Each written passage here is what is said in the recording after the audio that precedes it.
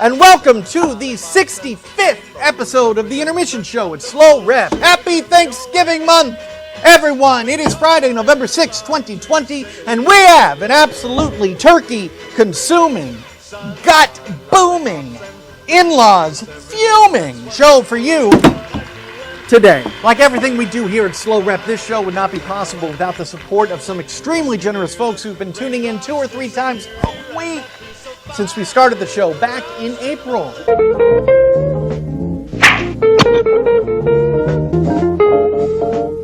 What's this? A piece of toast? A pretzel stick? Popcorn? What blockhead cooked all this? Where's the turkey, Chuck? Don't you know anything about Thanksgiving dinners? Where's the mashed potatoes? Where's the cranberry sauce? Where's the pumpkin pie? Wow, peppermint patty is the worst. Remind you of anyone, Kevin? No, Billy! It doesn't. It is time for our sponsor spotlight.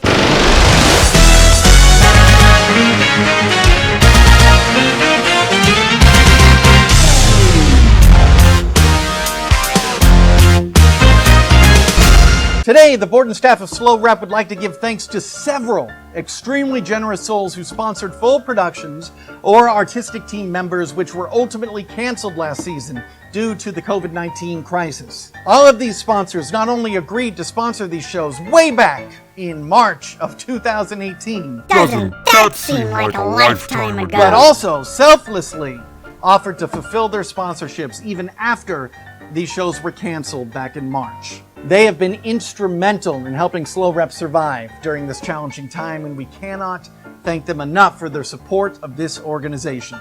For every brilliant thing, we have Betty Culp, show sponsor, Michael and Mary Ellen Simpkins, show sponsor, Diane In Long, show director sponsor. For the Laramie Project, we have Dick Morris and Mike Lyons, show sponsors, Pam and Mitch Nichter, show sponsors, Tom Ammon and Gary Lawson, show director sponsors. For the Marvelous Wonderettes, we have Phyllis and Robert Frank, show sponsors, Jim Sargent, show sponsor, Christine and Bob Williams, show director sponsors, Deborah Adams and Michael Howard, choreographer sponsors, and Patty Shipsey, musical director sponsor. Now next Friday, we are going to be highlighting the sponsors who had signed up in March of 2019 to make our 2021 season happen. All of these shows, as you know, have also been canceled. We could not make it through this time without the support of these individuals, and we cannot thank them enough. Every single one of you have made everyone here at the Intermission Show feel better than Ann Miller in this colorized footage of the 1939 Broadway production of Scandals.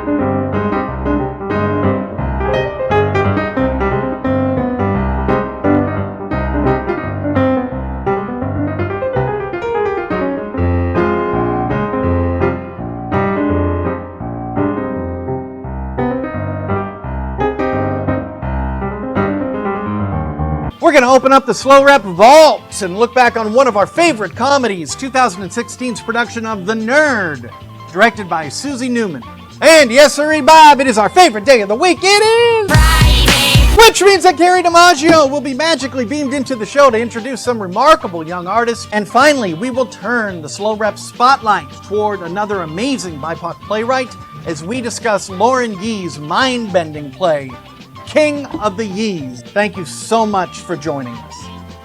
We are so happy that you're here. All right, everybody, we have a jam-packed show, so let's hop right to it. It is time to open up the SLO REP Vault to look back on one of our favorite productions, 2016's The Nerd, directed by Susie Newman. Let's take a short trip over to Poindexter City and start from the archive.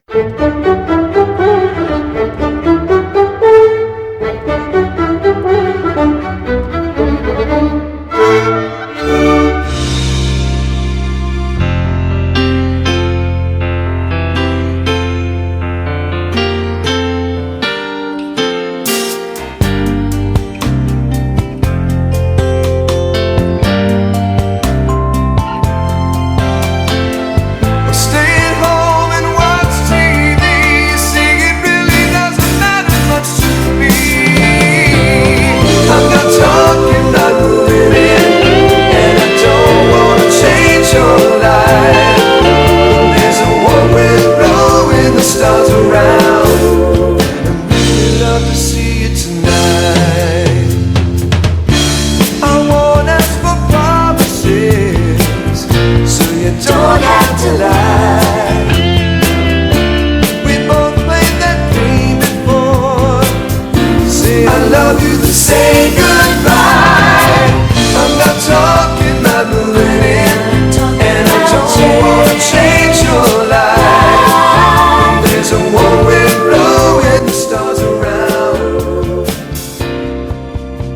Thank you so much to the cast, crew, and artistic team of The Nerd.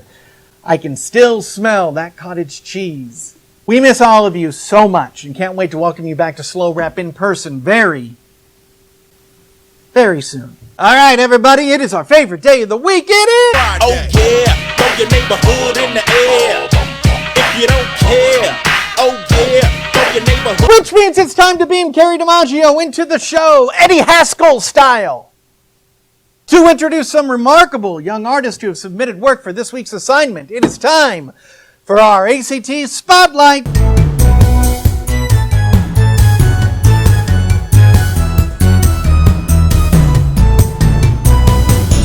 Hi everyone, happy Friday and welcome back to ACT Spotlight. So this week marks the final week for our Session 2 of Fall ACT Theater classes.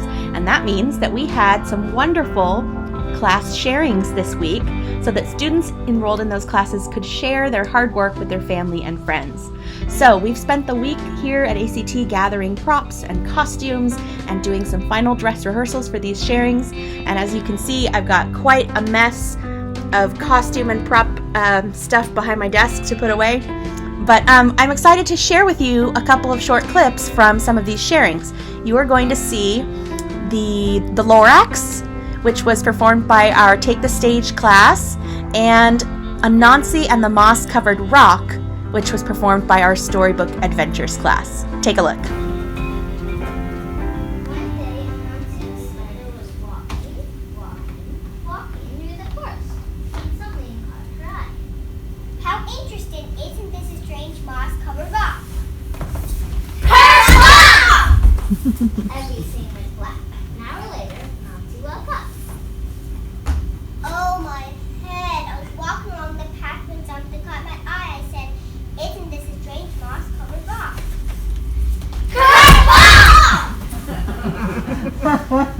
Everything went black again, but this time when she woke up an hour later, she knew what was happening. Aha! This is a magic rock.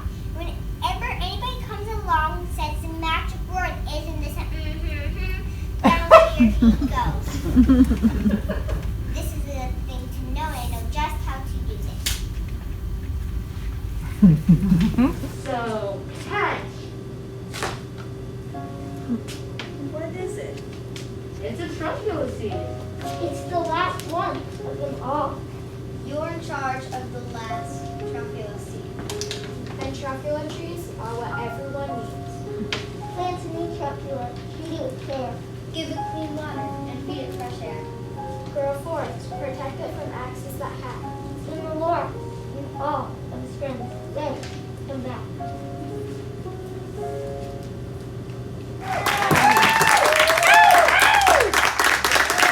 Thank you so much to all of our students and families who participated in our fall session of classes. It's been such a blast having you here at the theater. And we will be checking in with our advanced classes in the next couple weeks as they wrap up their session as well. Okay, on to this week's ACT Spotlight Challenge. This week we've got a really fun one for you.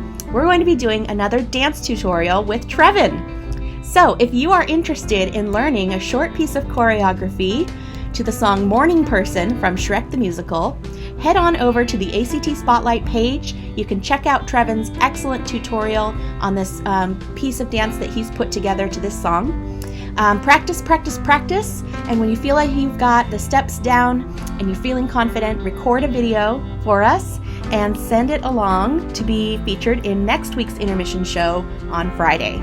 All right, happy dancing, everyone. Have a great week, and I'll see you soon. Bye. Thank you so much to KERRY and to all of the young artists who submitted work for this week. And remember, if you'd like to participate in next week's assignment, we'll need your video in our digital hands by this Thursday, November 12th at 3 p.m. That is Thursday, November 12th at 3 p.m. We love to see your work. So get out there and start creating. All right, it is time to highlight another essential BIPOC voice in theater. Today's featured artist is award-winning playwright Lauren Yee. Lauren Yee is a playwright, screenwriter, and TV writer born and raised in San Francisco. She currently lives in New York City. During the 1920 season, she was the second most produced playwright in the entire country. Her works include Cambodian Rock Band, The Great Leap, Hookman, and The Song of Summer. But today, we are going to talk about her 2018 play, The King of the Yees. The play begins with a simple concept. If you take any Chinese last name, there exists a corresponding family association with branches in each major American city. These branches survived through Chinese men's clubs, formed over 100 years ago after the building of the Transcontinental Railroad. The Wongs, the Chans, and most importantly, the Yees. In this meta-theatrical script, for nearly 20 years, the character of playwright Lauren Yee's father, Larry, has been a driving force in the Yee Family Association. Now, Lauren is writing a play, or trying to, a play about legacy, about obsolescence, about the great and powerful House of Yee. Amid a backdrop of crumbling Chinatowns and all too lifelike museums, Lauren races through history, space, and the fourth wall to find her father's story and chronicle this disappearing piece of American culture. King of the Yees is a play about the communities we choose and the communities we inherit. You can check out some beautiful clips of The King of the Yees on YouTube or purchase a copy of the script at the link on our webpage. That'll wrap up today's episode of the Intermission Show at SLO REP. Thank you so much again to all of last year's sponsors who have made this storm a little easier for our theater to weather. You have made every single person here at SLO REP feel better about themselves than this guy who can still fit into his graduation suit.